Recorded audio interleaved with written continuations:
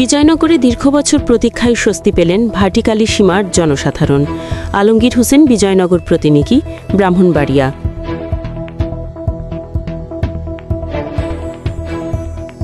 দীর্ঘ প্রতীক্ষার পর স্বস্তি পেলেন চান্দুরা ইউনিয়নে ভাটিকালী সীমার জনসাধারণ। দীর্ঘদিন যাবৎ বর্ষার মৌসুমে নৌকায় এবং পানি সাঁতরিয়ে হাটবাজার, স্কুল কলেজ সহ প্রয়োজনীয় স্থানে আসা যাওয়া করতে হতো। সেই দুর্ভোগের নিষ্পত্তি করলেন চান্দুরা ইউনিয়নে ৯ নং ওয়ার্ডের মহিলা মেম্বার সাথী রানী রস। ভাটিকালী সীমার বাহার মিয়ার বাড়ি হইতে হারুন আলীর বাড়ি পর্যন্ত, যাহার সংযুক্তি ঢাকা সিলেট হাইওয়ে রোডে। এখানে বসবাসকারী জনসাধারণ বাহিরে আসতে হলে এই রাস্তাটি ব্যবহৃত হতো। রাস্তাটি কৃষিমাঠের সাথে সমতল থাকার কারণে বর্ষার মৌসুমে পানিতে তলিয়ে যেত। সাথী রানী দাস তার দায়িত্বের অংশ হিসেবে উপজেলা প্রকল্প বাস্তবায়ন অফিসে নিয়মিত যোগাযোগ করে কাবিখার প্রকল্প থেকে ২০২৫-২৬ অর্থ বছরে চলতি মাসে নভেম্বরে তা বাস্তবায়িত করেন।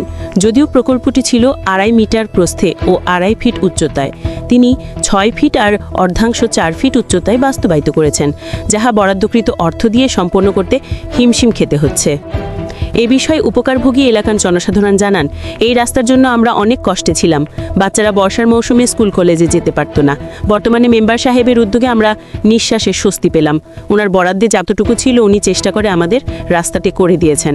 আমরা তার প্রতি কৃতজ্ঞ। এ বিষয়ে সাথী রানী দাস জানান, আমি জনগণের সেবক। তারা আমাকে ভোট দিয়ে নির্বাচিত করেছেন।